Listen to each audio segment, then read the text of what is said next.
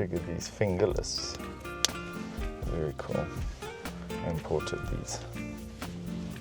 That's super soft and nice. Not that I'm particularly concerned about this steering wheel getting oily and greasy because it's Alcantara and we've cleaned it really nicely. But I think it just looks cool. Yes, I'm a type like that. Okay, we go. Andiamo. So whenever I drive one of these, I always just crack the window just a little bit open. Just so that it gets into that little corner there. That way I can appreciate and listen to the sound that this car makes. Whoa, what is that? A GT86?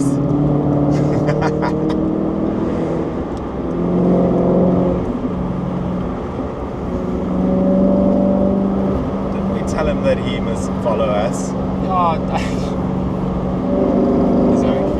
Videographers, they don't fucking pay attention, do they? You give them a brief, and they do whatever they want anyway.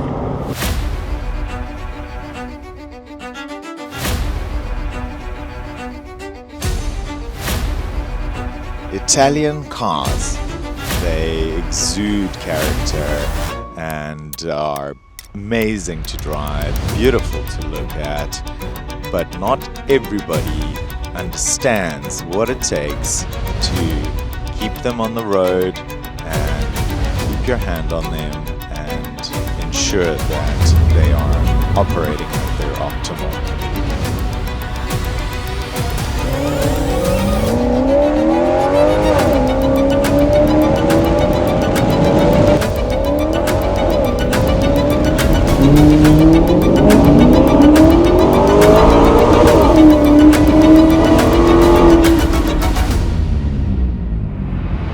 Over the years, the Maserati Car Company has stepped in as the unofficial reseller of Maserati in Cape Town. We've learned to understand these cars and the regiment of maintenance that they require.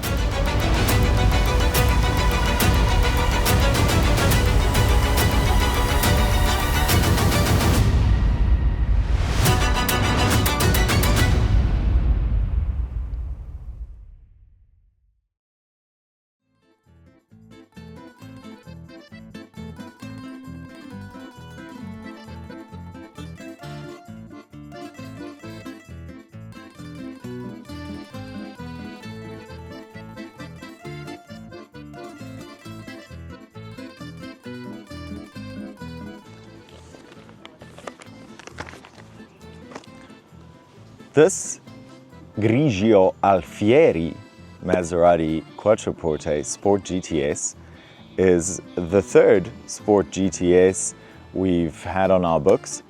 The first one was actually a personal car of mine, which I bought in 2021 and I kept for a year. I did 10,000 Ks in that year. I did daily driving, I hustled it on breakfast runs, and it absolutely got me and penetrated me into my soul. It is a fantastic car that I think has been slept on for a very long time. And personally, I think that within the next 5 to 10 years, they're going to be doubling in value for sure, if not going even higher in with values than that.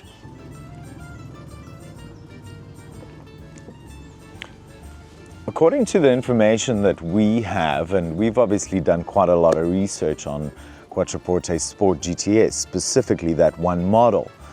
The Sport GTS is the outrun of the Quattroporte 5. So essentially, and I've said this many times before in previous videos, you always buy the last of the model when it comes to Maserati.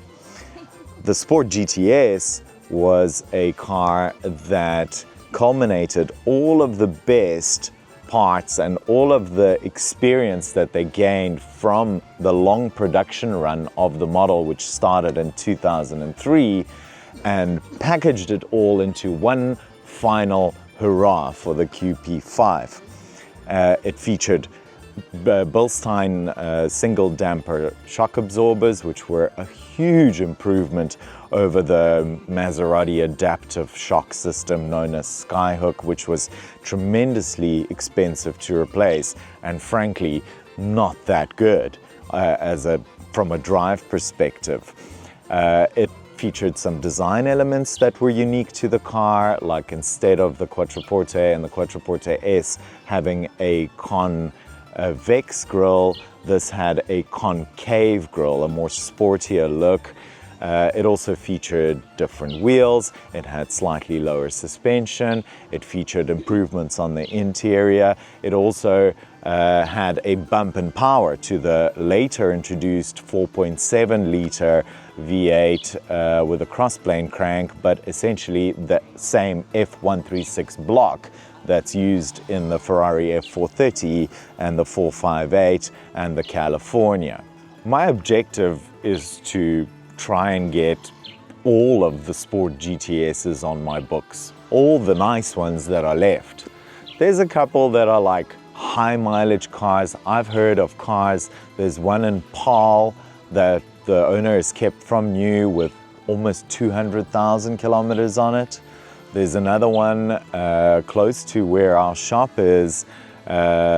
He's got an office there. I've spoken to him. He's got about 150 on the clock on his car, also one owner car. I don't think we'd really be chasing those, but I'm quite certain that there's still at least another 5 or 10 that are like sub 50,000 K cars, and I'd love to find them at some point. My experience of owning the car has been amazing, and I think that also helps me transact these cars and give my feeling and experience of the car from a personal perspective over to any potential buyers that I may have when I'm selling them as retail units in inventory. This particular example has got quite an interesting owner provenance. It was bought in 2010 by and sold by Viglietti Motors in Johannesburg to none other than media and publishing maverick Dion du Plessis. Dion du Plessis was a veteran journalist, a bullish and large man in all senses of the word, that started South Africa's second biggest newspaper publication called The Daily Sun, a scandalous newspaper that, according to him, was aimed at the blue-collar worker. After purchasing this car and registering it in Johannesburg with a personalized number plate, Sun GP, Dion's untimely demise a year later in 2011 from acute bronchitis at the age of 60 would mean that he wouldn't be able to enjoy it for as much as I'm sure he would have liked to. His family, however, continued ownership of the car, and it remained in their hands, sparsely used by his children, his wife, who also recently passed, and this is where the family had made a decision that it was time to let the car go. We stepped in, and naturally, with my experience and passion for this particular model, I was able to convince his daughter to transact the car and sell me Dion's Sport GTS. The car had a severe case of sticky buttons, which again, you know, we've dealt with many times. We've stripped out dashboards, we've refinished, we've cleaned, and the same process has just been executed on this car in preparation for market. We've sent it to Maserati. They've done a full check over. We've got a really good and strong relationship with Maserati in Cape Town. They have a workshop facility only, not a not a sales floor, and that's us in Salt River. We've checked the car over. We've ordered a few additional parts from the UK, which is a supplier that we often use to get parts for these cars and other exotics. And we're nearly ready to send the car to market. I'm particularly fond of the spec on this car.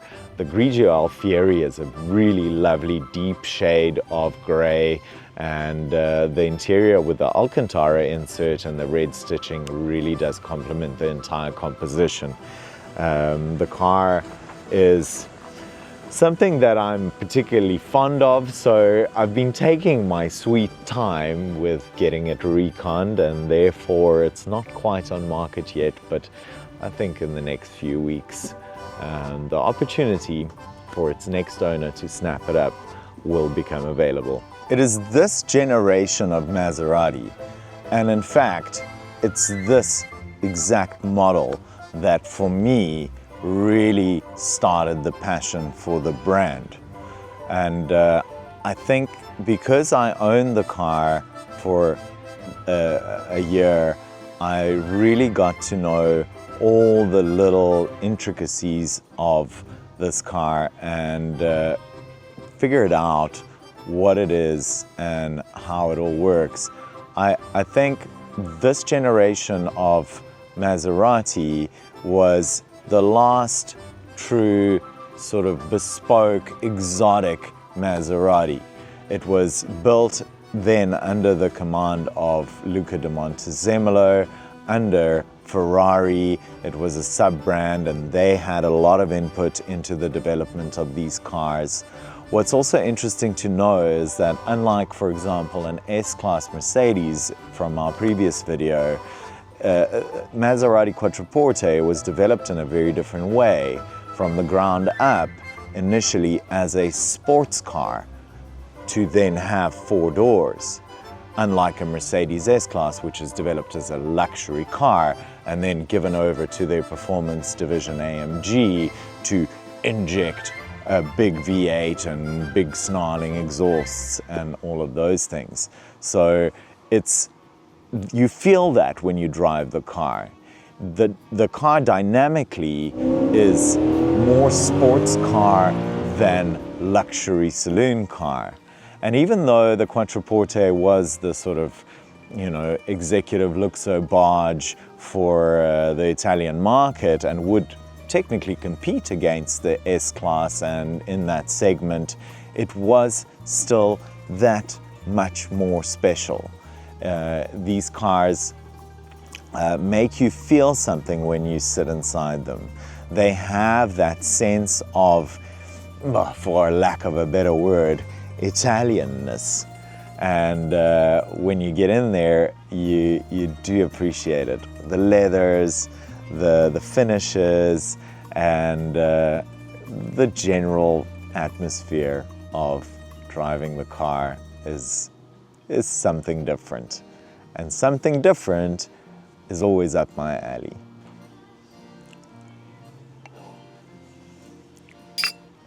A lot of people are scared to even consider this brand. And I feel like this is somehow playing into my hands because the depreciation on these cars is tremendous. The Quattroporte has always been seen as the king of depreciation. When a new one sells for 5 million Rand, but 2 years later, with a little bit of mileage, you can pick it up for 2 million Rand. That's massive, right? And I think it's got to do with the brand's reputation for reliability to a certain degree, but it is often not the case pertaining to specific models. Yes, some you just don't buy, but some you have to actively chase because they are just that good. The QP Sport GTS, the QP5 Sport GTS is that car. In my ownership, over a year and 10,000 kilometers, I didn't have a day's trouble with the car. I never had a warning light pop on. I drove the car properly, I drove it hard, I drove it daily, and the only thing I ever had to do was a service on it. I think once I had a little bit of a thing where my one vent on the air conditioning would blow cold and the other one would blow warm. And that landed up just to be some little relay. It was like, I don't know, $1,000, and it was sorted. Other than that, absolutely faultless. The car inspired confidence, and at no point did I feel that, oh my God, what's gonna happen when I drive it next? No, it's a wholly reliable car, finessed and perfected towards the end of its production cycle. Right, finished our coffee, we need to pay the bill, and we got to head back to the shop because we've got a client coming in to have a look at another new arrival. We just got it in, a super nice early R8 that's had one owner, and I'm pretty sure there's a deal to be done today. So in the words of Dion Duplessis himself, to end off the segment with the Quattroporte for today, Maseratis are for gentlemen and Ferraris are for restaurant owners.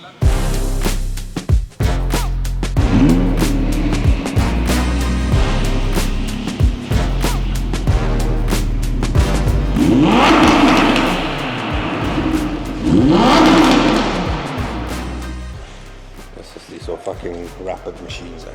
Yeah, this is plus. So what's the kilowatt gain on a plus versus a 550 versus 610. that's Horsepower. horse? Horsepower. 610 horse. Whew. That's more horse than anyone needs. 585 newton meters. Yeah, but it's also NA, so you gotta run it up at the top to get the performance, the maximum performance. This thing is 3 seconds dead water. I don't It's think a fast horse. I don't think there's a faster naturally aspirated car from 0 to 100 in the world. Pick one. Probably, yeah, because it's got everything for it. Quattro. The Ferrari will say it's the 812, but that thing will Try and keep it down, yeah. You won't. You won't be able to. I drove a 812 or 812. It's okay. It's a very cool car. It's a heavy car, Definitely though. special. But I put it in race mode, and it deactivates traction by just 20%. And then, Oh, you bring your Uber driver with you? oh, the man of the hour is here. And even there, 20% traction off, 50% throttle, it already lights up. Hello. How are you? How are you, bro? Lekker. How's it? Good.